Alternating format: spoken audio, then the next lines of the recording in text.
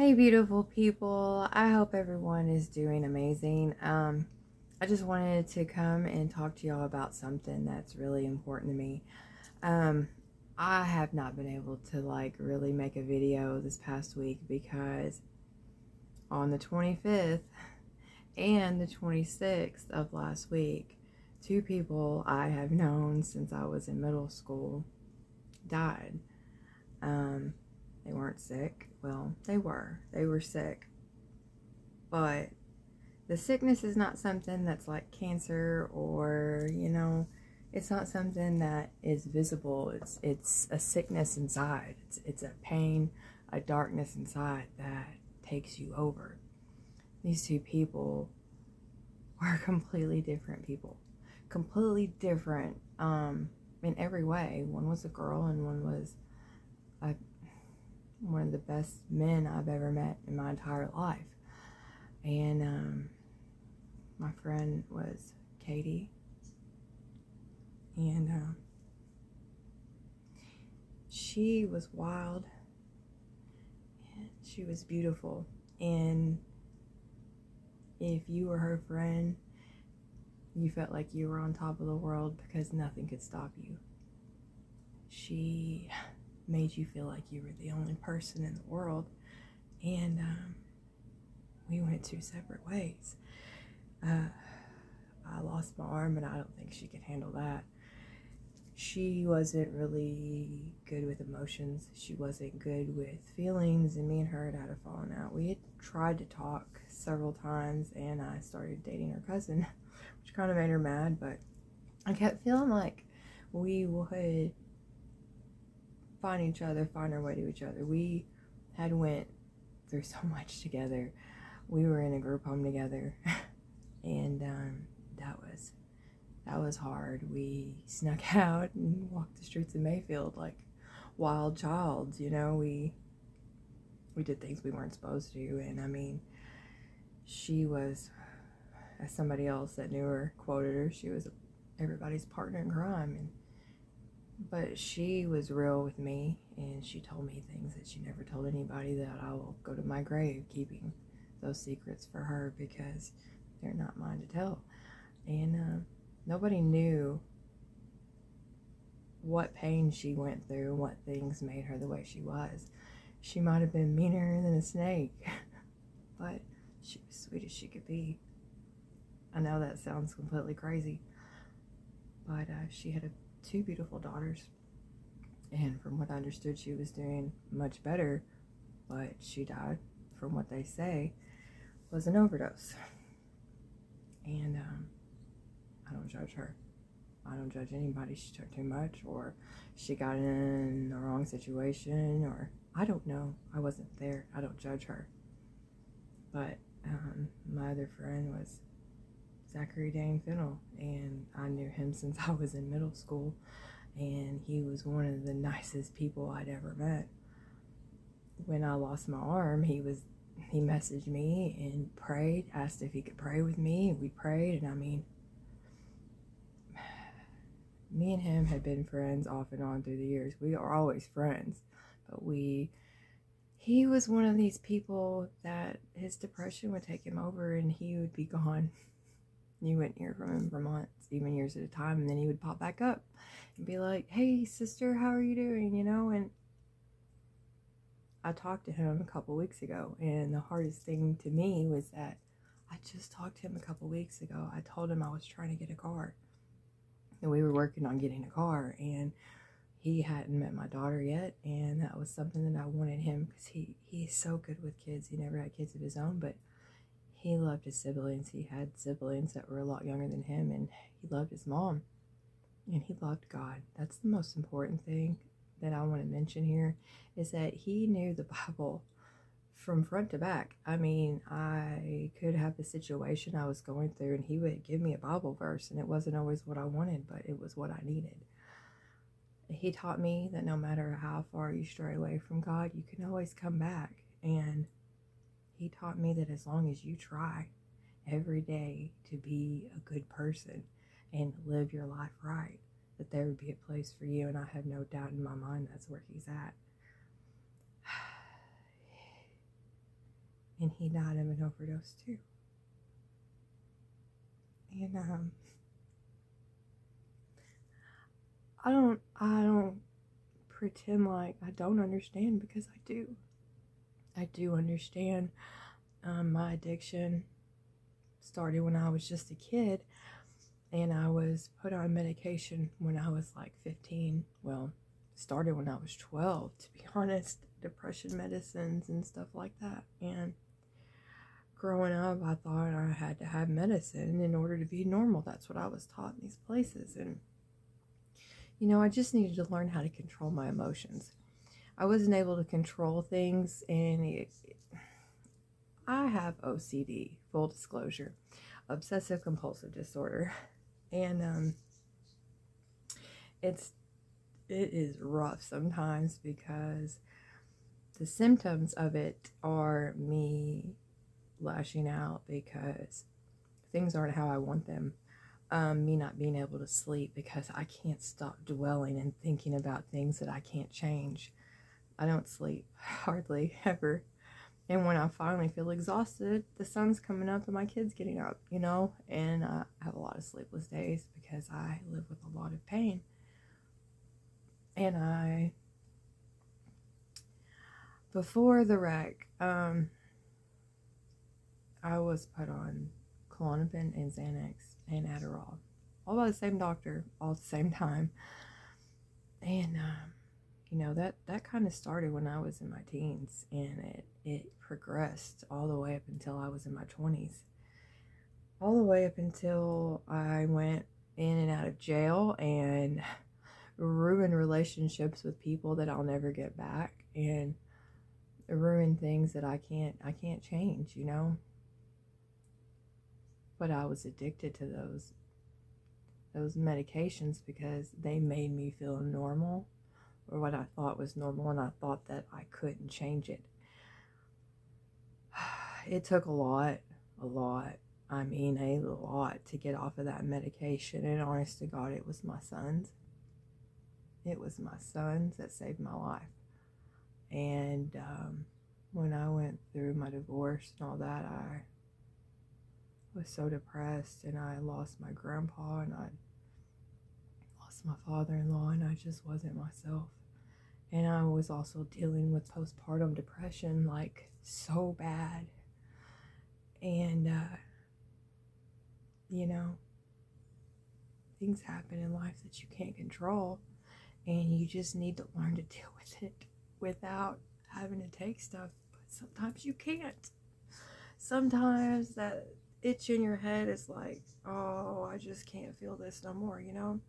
And I'm not gonna lie, I feel that every day, but you have to fight it, you know?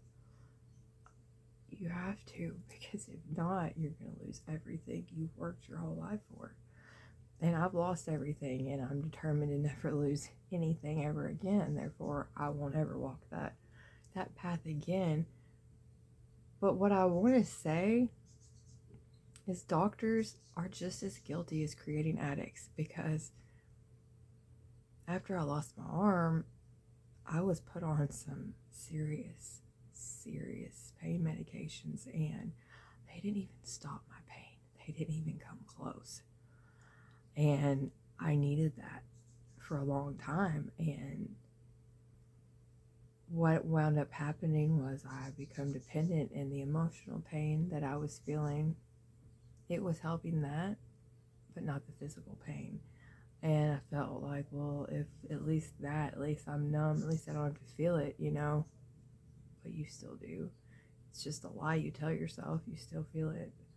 And it doesn't bring you happiness, you know.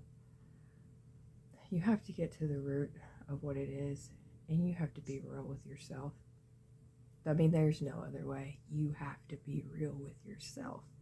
And you have to say, what is this that's caused this? What is this that's made this way? How can I let this go? Because it's not easy. I'm 36 years old, and there's stuff that I still haven't let go of that festers away inside me, needs me alive. But I have to look for one thing to keep me going each day, and that is my daughter and the thought of my boys being in my future. And that's what I live for. That's what keeps me sober. That's what keeps me in line. That keeps me in focus with what the big picture is. It would be easy for me. It would be so easy for me to go to pain management and get whatever I want, but that's not what I want. I can't get everything that I want in pain management. What I want, pain management can't give me. I wanted surgery on my arm. I wanted it to not hurt anymore, and a doctor said that he could do that, but I had to go through all these steps and all these pills that I don't want to take. I just don't want to take them. Physical therapy, all this stuff. I went through all their loopholes once, and I finally thought I found a doctor that understood what I needed. And I was wrong. He sent me to pain management. I went in there and they wanted to give me pills, and I walked out pissed off. Just pissed off, because if I don't want to be on these pills, if I'm telling you I am addicted to that stuff, I cannot take that. I will not take that. I have a little girl and I have boys that depend on me to be sober for them one day. I have a daughter and I'm all she has. I have to be sober. Why would you try to give me a prescription for that? Why? And I'm going to tell you, I've ripped them up right in front of them. I've left them there. I've told them I don't need them. I've had CVS call me and tell me my prescription was ready. It's like the devil is tempting you, and you just have to say no, you know? You have to call the pharmacist, and that's what I did. I called CVS and I said, look, I'm addicted to opiates, okay? And you can't let me have that stuff. You cannot fill that medication, and you cannot call me and say it's ready, because I done told the doctors I don't want it. And they don't, and they won't, because that's not what I want, you know? I'm going to have to be in so much physical pain that I can't even walk in order for you to give me that stuff now, because it nearly killed me, and it nearly took everything away from me. And now here I sit, okay? And 2 people that were younger than me, just a year, are gone. And that easily could have been me. It easily could. And I will not let that happen to myself. And I just pray that there's somebody out there watching this that's going through that and doesn't want to live that life anymore and wants to stop, and stops now, because it's not worth it. The people that you leave behind never let go of your loss. They never let it go. The people that love you never forget you. And they forever blame themselves for not being there for you better. And if you have an addict in your life, please don't turn your back on them. That's the worst thing you could ever do. Trust me, because it'll make them go worse. It'll make them want to die worse. It'll make them want to use and not feel your negative and your unsupport anymore. People will say you're an enabler. An enabler? No, you're somebody that loves your person, no matter what. And you want them to know that there's that love and support, no matter what. So that way they'll fight their way back, because you don't know that battle that person's going through. You don't know how many times that day they tried to not use. You don't know what led to it. Just drop them because they have a disease. And it is a disease. It is. It's a disease like all diseases. You just don't realize that it starts with a choice. And it's not always a choice that you're able to make. Sometimes you're in so much pain that you feel like if the doctors are telling you it's okay, then it must be okay. But if it's not okay for you, it's not okay for you. Then it wasn't okay for me. At the time it was, but the prolonged of it, I felt like they were a crutch. And it took me so much longer to get off of them than it should have. And, you know, I had to take Suboxone. I'll tell you that, the truth. I did. And that was harder to get off than the actual stuff I was addicted to. And that was a mistake for me. Now, if you're doing Suboxone, I'm proud of you. I really am, because it takes a lot to go in there and deal with those people each week just so you can feel normal. And I wish there was an easier way than that. I really wish there was. But there's either just stopping it or that. There's also methadone, but that's even worse than Suboxone. But your life is worth more than any of that. And it takes you a couple of years to get off of all of it. As long as you're trying, as long as you're trying to live your life right, and as long as you're trying to be a good person, you're going to be okay. You just have to keep trying. You can't give up on yourself. You can't give up on your person that's addicted. You just can't. Because if they don't have hope, if they don't have love and support, what is the point of them trying to stop for you if you hate them so much? And that's how they feel. They feel like you hate them because they're on that stuff. Whether it's prescribed or not. I was prescribed stuff and I felt like everybody in my family hated me. Even though I was prescribed it. Even though... And they just didn't like the person I was when I was on it. And I understand that. I completely understand that now. But at the time I didn't. I just felt like they hated me. So, remember, they don't hate you. They hate your addiction and how you act on it. And remember to tell your person that you don't hate them, that you love them, that you just want them to be better for them because their life is worth it. Don't give up. Like, please don't give up on them, because Katie was one of my best friends many times in my life. She knew things about me that nobody did, and I trusted her. And I wish I could just go and talk to her one last time. I wish I could go fishing with Zach and go to church like I promised I would with him. But I can't get that back. I can't get any of it back. And that's not the only two people I've lost due to addiction. I lost a beautiful woman many years ago named Paula. And there's been more.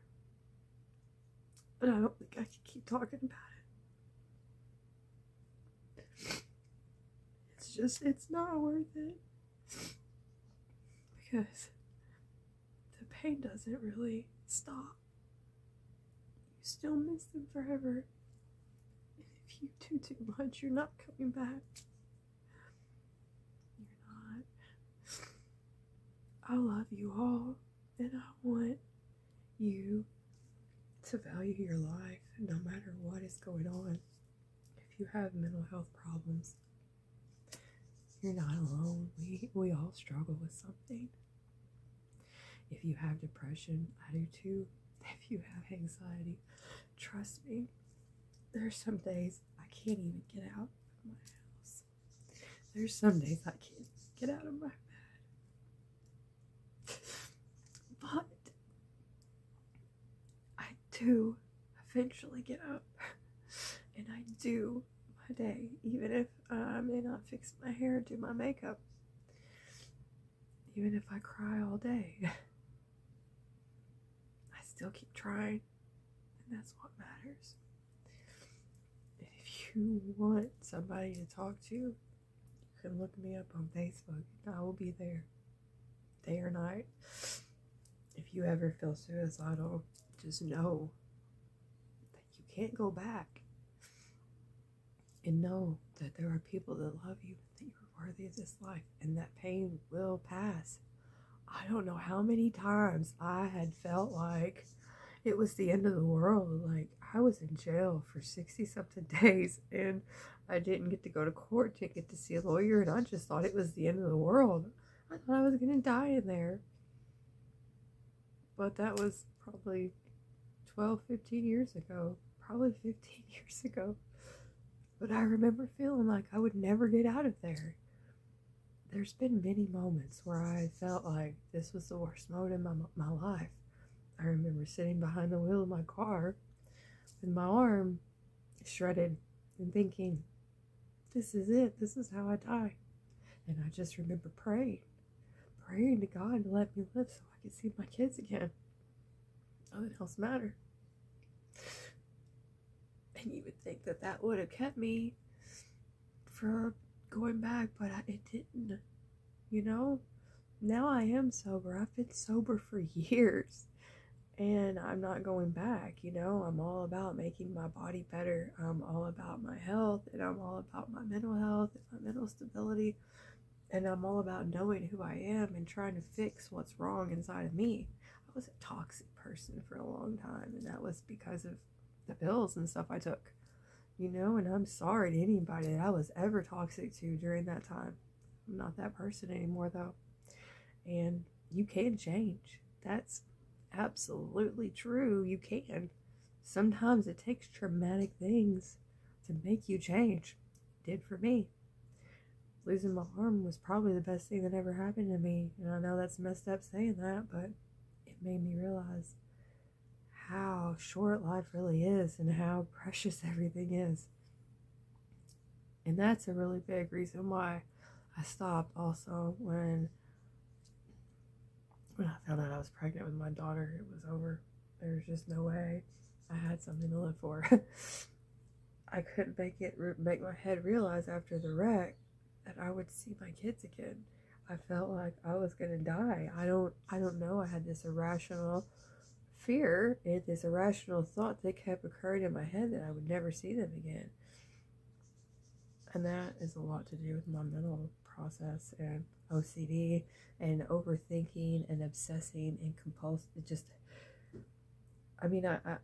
it gets so bad in there that I just have to go and be alone. And I can't sleep because of it. But I want you all to know you're not alone, you know? I've been there. I've been through the worst. And if I can come out and be better for it, you can too.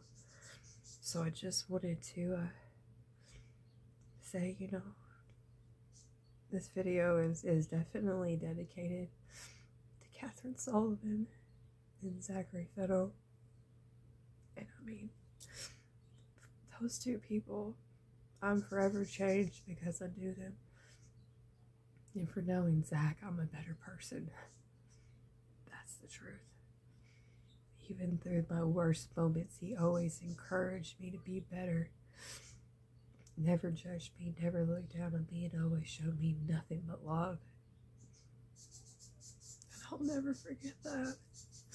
I just wish that he was still here so I could show him my new car and go fishing with him. Don't do this to your friends and family. Just don't. And I'm praying for everybody that's going through this. I'm praying for anybody that is addicted. I'm praying for anybody that's struggling with any mental illness, with anything. And it's not easy being a support system to somebody that's going through something either. But if you have any compassion or empathy, support that person with all your love and all of your heart. And always try to lead them in the right direction. And think about how you would want to be treated if it was you. And if you can't imagine yourself in that situation, remember, none of us are without sin. We've all done something wrong. And when you start thinking that'll never happen to you, that's when it happens. So don't throw stones. Always be gracious. Always be humble. And always be kind. Because you never know when the end of your life is. And you don't want to leave this world, you know, in a bad way. So even if you're struggling, try to do the right thing. Try to find God, because that is going to be your greatest salvation, and I promise you that. So I've also been having a lot of trouble with my car, so I'm trying to fix all this stuff in this car, and once I do that, I'm going to do a video of how I drive, and I'm going to go down to Texas and see my dad and visit a couple people on the way. So sorry about this. I just wanted to explain what was going on and explain where I've been and get real with y'all, because I mean, I do these videos about makeup and unboxings and stuff, but I mean, I want to be completely candid about who I am and what led me to be who I am. You know, I'm not this genuine person and this kind person because bad things didn't happen to me. The worst things happened to me, and it made me a better person. That's the truth. You can't go through life and become the person that you're meant to be without going through something. And that's the truth. And that's what life is. It's going through a lot of stuff. So choose your road wisely and make your choices carefully, or you never know where you'll end up. But it's never too late to change your path. So, not to like start quoting Led Zeppelin here. I love you guys. I really do. I love all of you, and I hope that this finds you and you're good and everything is going well where you're at. And if you're going through anything, I hope that you know that you're loved and cared about, and you're not the only one, and there is help out there. You just have to seek it, you know? And I'm always here. That's real. All right? I love you guys. Make every day beautiful, always. All right? Peace.